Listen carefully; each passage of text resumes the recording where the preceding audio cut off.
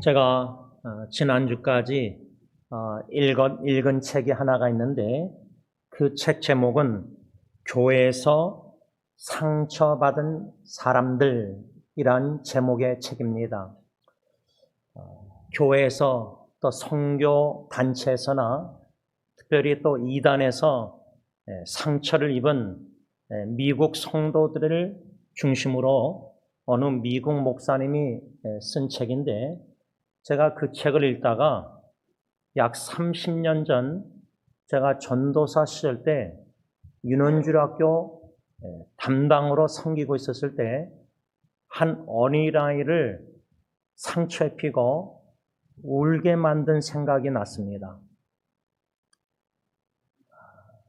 그 어린아이의 모습도 어렴풋이 생각났는데 이 본당 입구 문 바로 그 화장실 앞에 거기서 제가 이 어린아이한테 뭐라고 혼내고 말했는지도 기억이 안 납니다.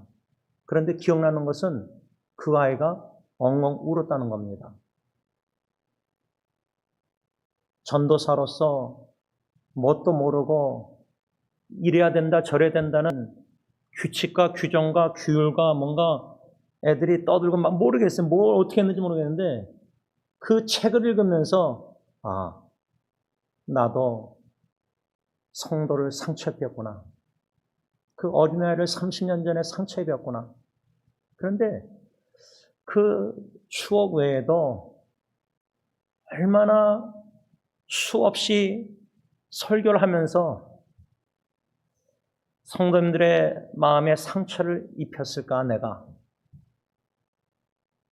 물론 어느 목사가 설교하면서 어느 강도사 전도사가 설교하면서 하나님이 사랑하시는 양떼 성도님들을 상처 입히려고 의도적으로 설교하는 목사가 어디 있겠습니까? 그러나 본의 아니게 제 자신이 하나님의 크신 사랑을 경험하지 못하고 율법주의적인 바리새인과 같은 껍데기 종교 생활을 하는 것이 바른 신앙생활인 줄 착각하고 자기의 의를 추구하고 자기의 노력과 행함을 뭔가 규칙과 법을 계명을 지키는 뭔가 껍데기 알맹이는 빼놓고 사람에게 보이는 이러한 율법적인 잘못된 종교 생활을 하고 있었기 때문에 그 안에서 그런 설교가 말이 행동이 나올 수밖에 없지 않았는가 이런 생각이 들었습니다. 오늘 이 자리를 빌어 적어도 여러분들에게는 죄송합니다. 제가 제 아내한테도 내 설교 20년 듣느라고 참 힘들 텐데 근데 성도님들도 쉽지 않은 설교를 또 찔리는 설교를 어쩔 때는 채찍질하는 설교를 참 자기 죄책감을 느끼게 하는 설교를 다 저의 잘못이고 부족함입니다. 요즘 왜 이렇게 눈물이 많아졌는지 모르겠습니다. 하나님 앞에 예배를 드릴 때 왜 자꾸만 눈물이 나오는지 잘 모르겠지만 마음이 왜 이런지 잘 모르겠지만 참 잘못 신앙생활 해왔구나. 지금도 잘못하고 있구나. 주님 보시기에 올바른 신앙생활을 하고 싶은데 그 올바른 정도의 길을 걷는 신앙생활도 무엇인지 잘 모르겠습니다. 물론 예수님 알아가고 예수님을 마음에 모시고 예수님을 닮아가고 예수님의 사랑으로 이웃을 사랑하고 근데 아는데 잘 안 되는 자신의 모습을 보고 실망이 됩니다. 그러나 오늘 저는 이 하나님 앞에 예배를 드리면서 저의 행함 공로 아무것도 나 행한 것 죄밖에 없고 예수님이 십자가에 나 같은 죄인을 위해서 행하신 그 십자가의 공로만을 의지하고 하나님 앞에 나와 예배드리며 말씀을 선포할 뿐입니다. 오늘 특별히 저는 본문 말씀에서 사도 바울이 골로새 교회, 라우디아 교회 자기 얼굴을 보지 못한 성도들에게 주님의 마음 사랑으로 편지를 써내려가면서 형제 자매들, 성도님들 주의하십시오. 경계하십시오. 참 조심하십시오. 무엇을 그리도 조심하고 경계하고 주의하라는 그 마음으로 무엇을 그렇게 권면했을까? 율법주의, 리글리즘, 인간의 행위와 노력으로 율법을 지켜 행함으로 구원을 얻을 수 있다는, 그러므로 하나님의 의를 의지하기보다 예수의 십자가의 행하심을 믿고 의지하기보다 나의 행한 것을 기억하고 나의 노력, 선한, 착한 일, 뭔가 자기의 의를, self-righteousness. 그래서 바리새인처럼 하나님 앞에 나와서 예배드리면서도 기도드리면서도 나는 일주일에 이렇게 금식하고 이렇게 헌금하고 나는 이렇게 나의 공로 행함을 기록한 것을, 마음에 기록한 것을 자랑하는 기도와 예배를 내세우는, 드러내는 하나님의 영광을 드러내기보다 교인들 앞에서 자기를 드러내고자 자랑하고자, 그런데 인정 안 하면 섭섭해하고 시험 들고, 그런 잘못된 삐뚤어진 그런 율법적인 외식하는 위선적인 겉과 속이 다른 진실되지 않은 거짓된 겸손도 포장된 교만한 데 마음은, 이런 바리새인처럼 외식하는, 사람에게 보이고 칭찬받고자 하는, 높임받고자 하는 종교생활이 더 이상 하고 싶지 않다는 겁니다. 그것을 사도 바울은 권면하고 강조하면서 조심하라, 주의하라 그랬는데 조심 못하고 모태신앙으로 자라나면서 잘못 신앙을 배워서 교회 다니면 술, 담배 하지 말고, 교회 다니면 주일을 거룩하게 지켜서 주일날 돈 쓰면 안 되고, 주일날 공부하면 안 되고, 뭔가 교회를 다니면서 성경 공부나 배운 거나 보고 듣고, 이게 신앙생활 하면서 이게 내가 진짜 제대로 신앙생활 배운 건가? 이게 진짜 예수님이 원하시는 신앙생활인가? 이게 예수의 참 제자의 삶인가? 이게 참 복음에 합당한 삶인가? 기쁜 소식인데, 복음은, 예수의 기쁜 소식은 신앙생활에 기쁨이 없고 무거움만 있고 죄책감만 있고, 이게 무슨 신앙생활인가, 복음생활인가?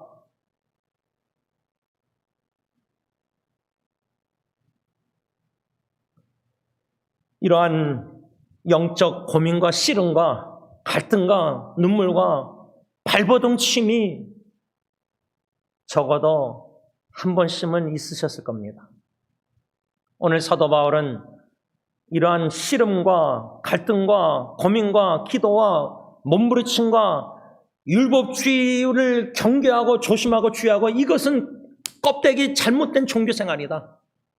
참 신앙생활, 그 참 신앙생활에 사도 바울이 강조하는 오늘 본문의 문맥은 뭐냐면, 참 신앙생활은 하나님의 예수 그리스도의 그 사랑을 알아가고, 사랑을 느끼고, 사랑을 깨닫고 체험하고, 그 사랑에 감동이 있고, 감격에 감사의 눈물이 있고, 그 사랑에 못 이겨 견딜 수 없는 마음으로 하나님께 헌신하고 사랑하고 계명 순종하고, 뭔가 그런 사랑의 하나님의 사랑이 있는 그런 알맹이가 있는 진짜 신앙생활을 하길 원한다는 겁니다.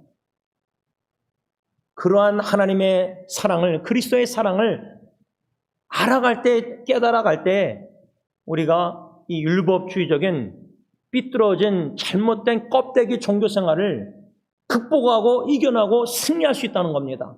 그래서 저는 오늘 본문 말씀 중심으로 그리스도의 사랑, 사도 바울이 말하고 있는 골로새서 2장 11절에서 15절 이 말씀 중심으로 그리스도의 사랑을 세 가지로 묵상하려고 합니다.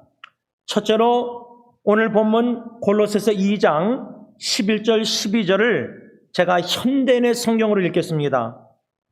여러분은 사람의 손으로 베푼 할례를 받은 것이 아니라 육적인 죄 몸을 벗어버리는 그리스도의 할례를 받았습니다.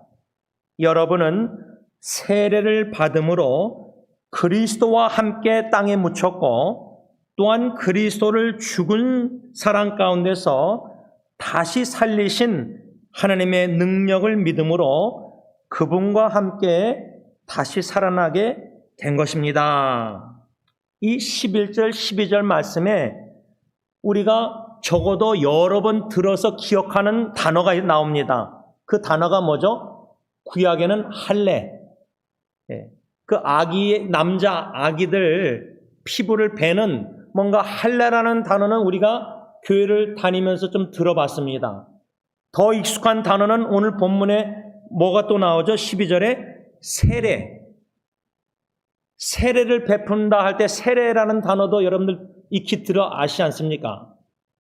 바울은 지금 할례, 세례 이런 단어를 말하면서 11절에 그리스도의 할례라는 단어도 말하고 있습니다.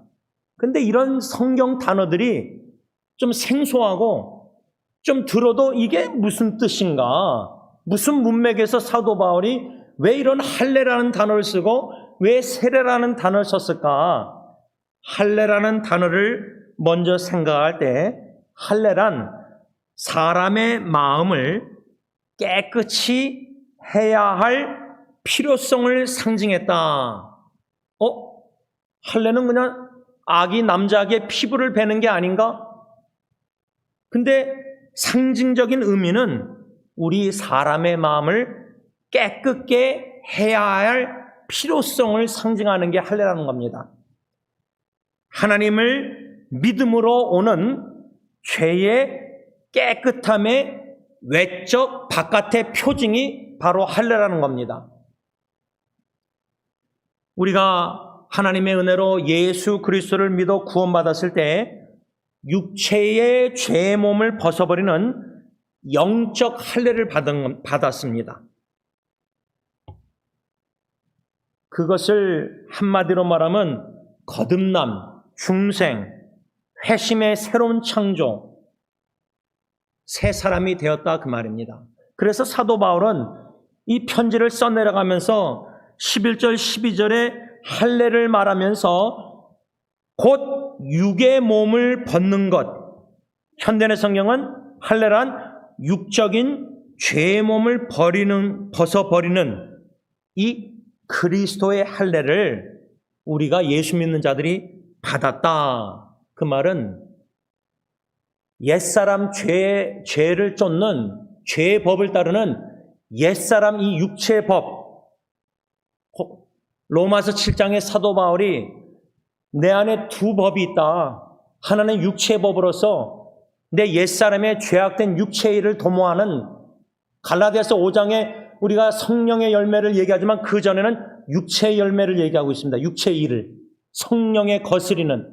그러니까 우리 안에는 성령님이 성령의 열매를 맺어서, 예를 들자면 사랑, 성령님은 자꾸만 사랑케 만드는데 육체의 이 마귀 사탄의 옛사람의 법은 사람을 자꾸만 미워하게 만듭니다. 우리가 요한일서에 배웠지만 사도 요한은 4가지 주제를 대조하고 있는데 그 대조를 옛사람과 새사람, 예수 믿기 전에 옛사람과 예수 믿고 나서 거듭난 새 생명, 새 피조물 사람, 뭐를 비교하죠? 옛사람은 어둠, 몰래 죄를 범하는 어둠의 일을 추구하고 새사람은 빛의 자녀답게 산다. 빛과 어둠을 대조해요. 이건 옛사람과 새사람, 거듭난 사람과 중생하지 아니한 옛사람, 육체의 죄를 법을 따르는 사람, 마음의 법을 따르는 사람. 로마서 7장. 어둠과 빛이 있고 또 뭐가 있죠? 거짓과 진리가 있어요. 옛사람은 중생하지 않은 예수 믿기 전에 육체의 죄의 법을 따르는 사람은 자꾸만 거짓말을 해요. 마음이 거짓되고 입술로도 거짓말하고 삶도 거짓된 삶을 살아요. 겉으로는 진실된 척하고 겸손한 척하지만, 그러나 거듭난 새 사람은 진리의 이신 예수님을 본받아 진실된 삶을 살고 진실되게 행하고 그 입에 마음에 거짓이 없는 거예요. 또 사도 요한이 세 번째로 대조하는 것은 뭐죠? 사랑과 미움이에요. 새 사람은 예수 믿고 구원받아서 그리스도의 할례를 받아서 거듭난 중생한 새 사람은 성령의 열매 사랑을 맺어서 사랑하는 삶을 살아요. 그런데 옛사람 육체의 법을 따르는 옛사람은 미워하는 게 습관적으로 미워하는 거예요. 그게 몸에 배긴 거예요. 미워하는 거 용서 안 해요. 또 마지막 네 번째로 사도 요한이 요한일서에 비교하는 옛사람과 새사람 뭐죠? 불의, 악. 옛사람은 악을 행하고 불의를 행해요. 근데 그리스도의 할례를 받아서 거듭난 새 사람은, 예수 믿고 구원받은 새 사람은 의를 행한다. 예수님이 의를 행하듯이 우리도 의를 행한다. 예수님이 무슨 의를 행했죠? 가난한 자, 병든 자, 죄인, 창녀, 이웃을 소외된 사람을 사랑했어요. 영접했어요. 근데 바리새인들은 예수님의 제자들에게 야, 너 스승 예수는 왜 죄인들과 같이 식탁에 앉았느냐? 왜? 이 바리새인 율법주의자들은 율법에 의해서 죄인들과 거리를 둬야지 같이 앉아서 식사를 안 했어요. 사마리아인도 대하지 않았어요. 그러니까 지금 교회 나와서 예수 믿는다고 하면서 세상에 소외된 사람을 더 사랑하고 더 다가가고 더 관심을 가져야 되는데, 교회 안에서도 세상에서 높은 사람들, 지 있는 사람들하고 어울리고,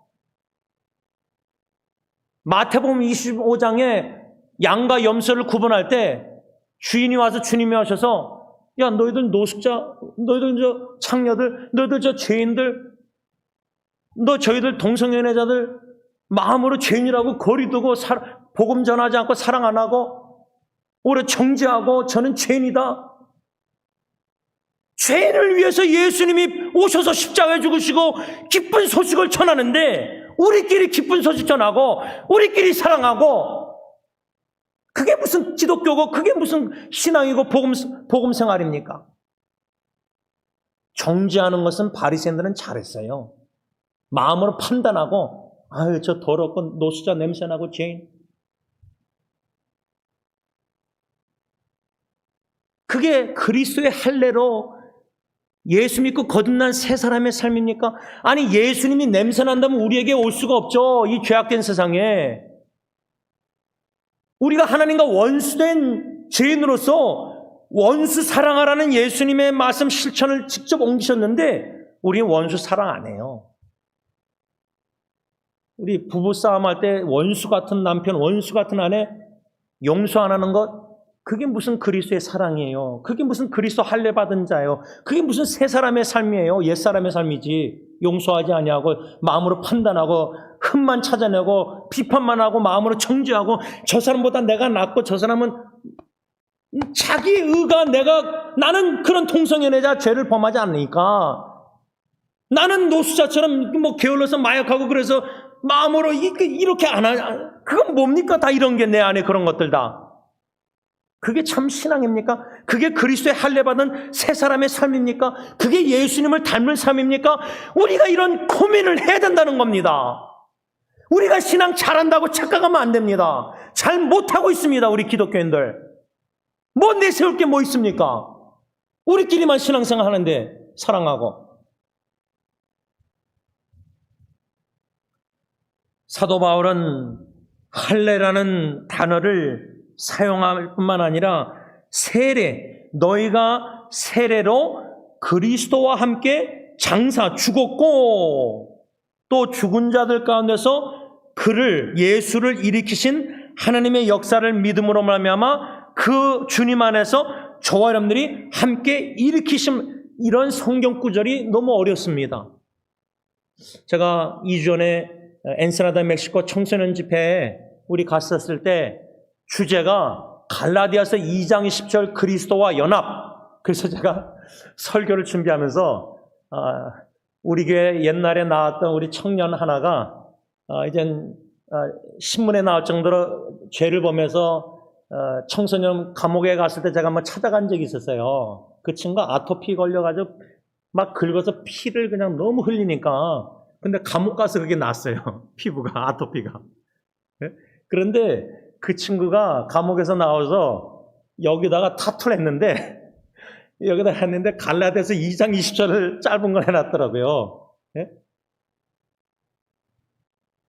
청소년 집회 때 이제는 내가 사는 것이 아니라 내 안에 그리스도가 사는 것이라. It is Christ who lives in me. 근데 갈라디아서 2장 20절 엔세나다 청소년 집회 주제인데 설교 준비하면서 이 주제가 너무 어려운데 나도 목사인 나도 신학 공부를 세 군데나 대학원 다녔는데도 잘 모르겠는데 근데 너무나 중요한 갈라디아서 2장 20절 주제인데 근데 오늘 또 골로새서 2장 11절 12절에 사도 바울이 골로새 교회에 대해도 갈라디아 교회뿐만 아니라 그리스도와 연합, 이게 무슨 뜻인가? 아니 예수님은 약 2000년 전에 십자가에 죽으셨는데 우리가 예수님과 함께 십자가에 못 박아서 죽음받았다.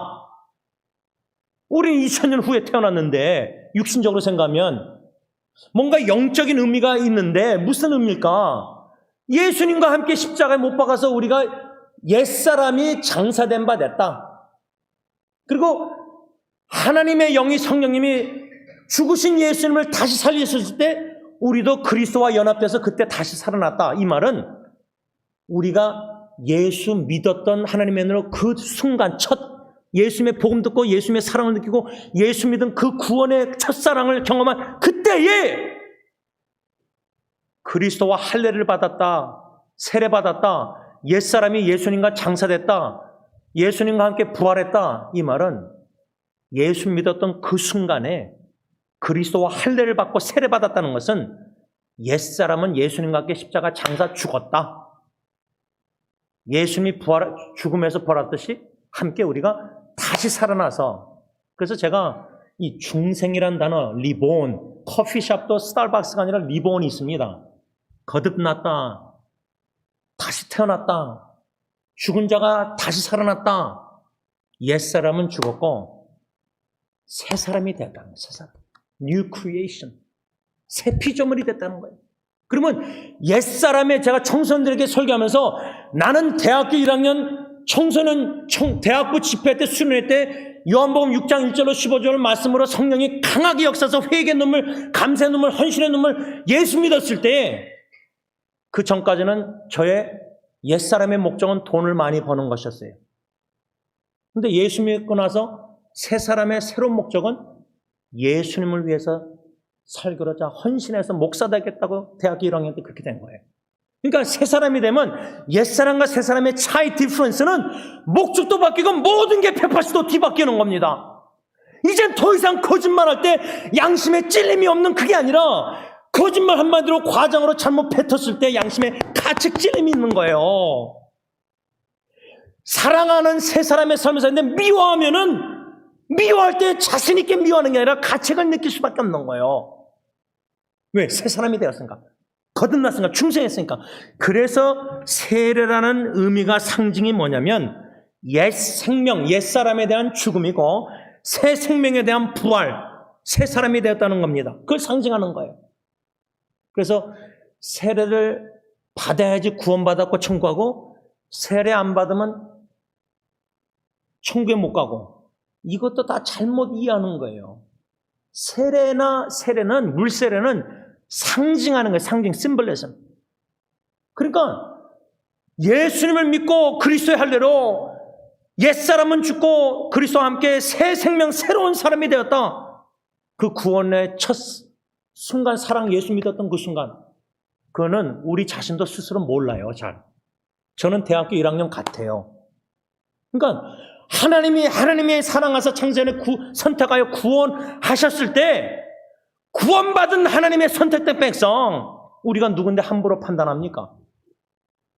세례 안 받았다고 저 사람 구원 못 받고 천국 못 간다고 얘기합니까? 그렇게 판단하고 교회에서 그렇게 말합니까? 자살했다고 지옥 간다 그러고?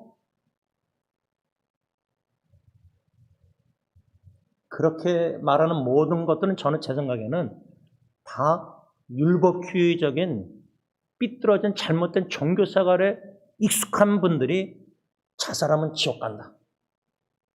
목회하다가 자살한 성도 있으면 그 목회 실패했다. 노회에서 어르신 목사님이 우리한테 그러시더라고요.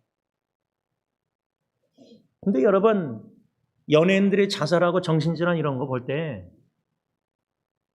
신학적으로 자살하면 지옥 간다. 그러니까 옳다고 생각하는 말을 확신 가지고 너무 쉽게 내뱉는 우리 목회자들이 많아요. 그리스도의 사랑을 못 느껴요. 안 그래도 자포자기하고 정신질환 속에서 죽고 싶은데 당신 믿음이 약해서 기도를 더 열심히 하고 금식기도 하고 성경을 더 많이 읽고 여러분, 그리스도의 할례 사도 바울이 말했을 때 율법주의를 진짜 조심하세요. 지금 21세기 우리 기독교인들에게 필요한 메시지가 아닙니까? 특히 보수적인 장로교, 합동, 개혁신학 뭐 이런 교회들이 그렇게 우리 자녀들이 부모에게 보고 자라나면서 알맹이 그리스도의 사랑을 복음을 마음으로 편하게 듣지 못하고 껍데기 종교생활에 익숙하게 훈련받은 제자 훈련. 그런데 세상에서는 빛과 소금의 역할을 우리 예수 믿는 자들의 복음 전도를 더 방해하는 무슨 제자를 교회에서 양육하고 있습니까? 바리새인과 같은 외식하는 위선적인 교회 안에서 걸어가고 교회 밖에서는 세상 사람과 더 악한 거짓말하고 불의를 행하고 미워하고 어두운 생활하는 그런 목회자, 그런 직분자를, 그런 제자들을 훈련시키고 보내고 있지 않습니까? 생산하고 있지 않습니까? 교회에서? 죄송합니다. 좀 말씀을 맺고자 합니다. 세 가지를 다 전하지 못하고 한 가지만, 그리스도의 사랑, 율법주의를 이기는 그리스도의 사랑은 그리스도의 할례, 옛사람은 십자가 예수 그리스도와 함께 죽고 예수 그리스도와 함께 다시 살아나서 새 사람 새 피조물 거듭난 중생한 예수 믿는 새 피조물 새 사람을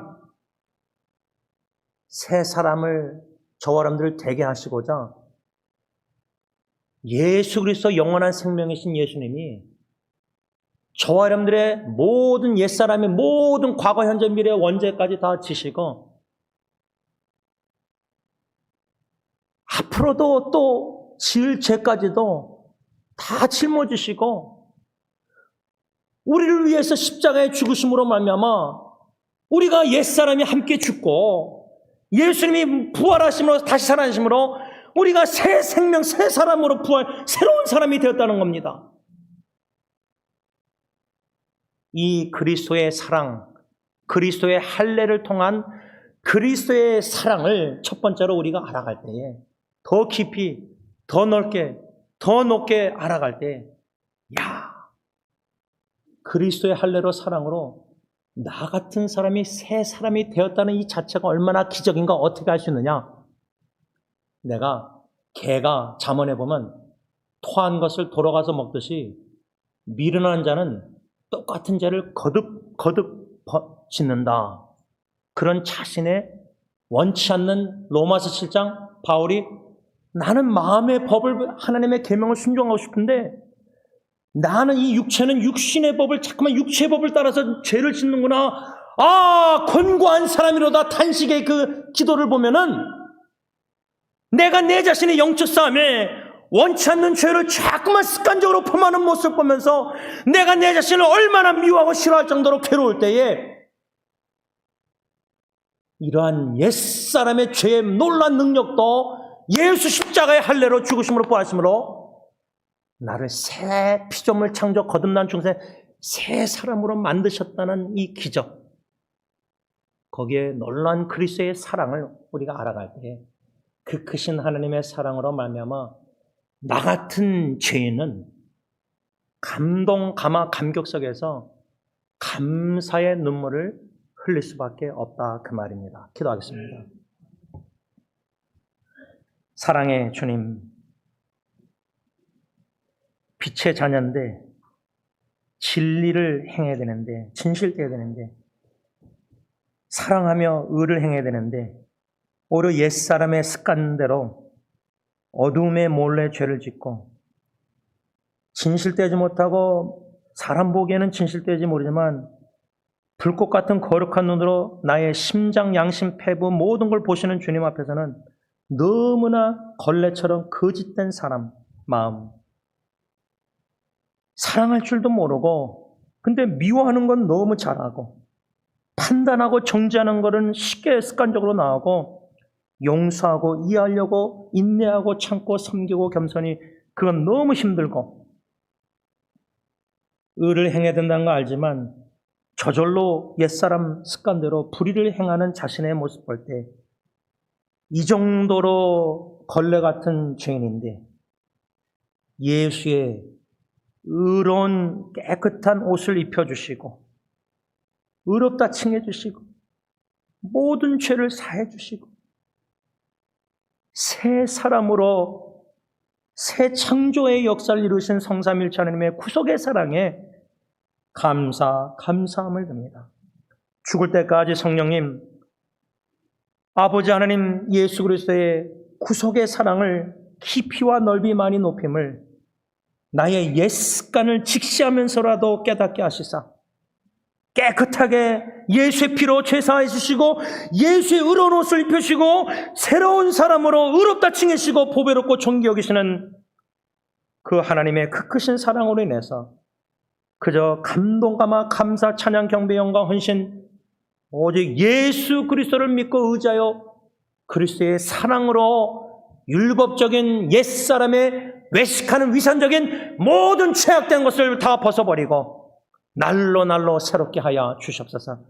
예수님의 이름으로 간절히 기도를 올리옵나이다. 아멘. 우리 다 일어나셔서 찬송가 304장으로 바꿉니다.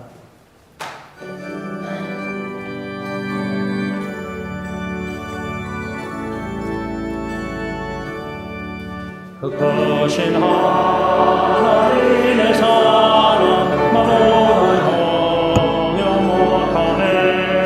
저 높고 높은 별을 넘어 이 낮고 낮은 땅 위에 죄로만 영원 구원여 그 아들 보내사 화목제물 삼으시고 죄 용서하셨네. 하나님 크신 사랑은 청량나무하니 영원히 변치 않는 사랑 성도여 찬양하세. 괴로운 시절 지나가도 땅 위에 영하세 주민치 않고 영혼들은 큰 소리 외쳐오르고 주 믿는 성도들에게 큰 사랑 베푸사 우리의 제사했으니 은혜 잊을까. 하나님 크신 사랑은 청량나무하네. 영원히 변치 않는 사랑 성도여 찬양하세. 하늘을 두루마리 삼고 바다를 먹을 삼아도 하늘은 하나님의 사랑 다 비교할 수 없겠네.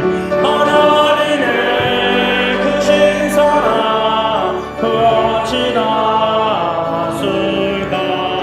저는 높이 쌓아도 채우지 못하리. 하나님 크신 사랑은 청량나무하네.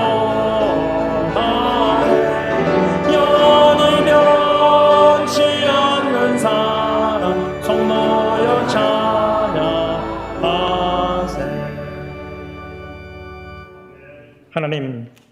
하나님을 향한 우리의 사랑은 새벽 이슬과 같이 잠깐 있다가 사라지지만 우리를 향하신 하나님의 사랑은 영원히 변하지 않는 줄 믿습니다.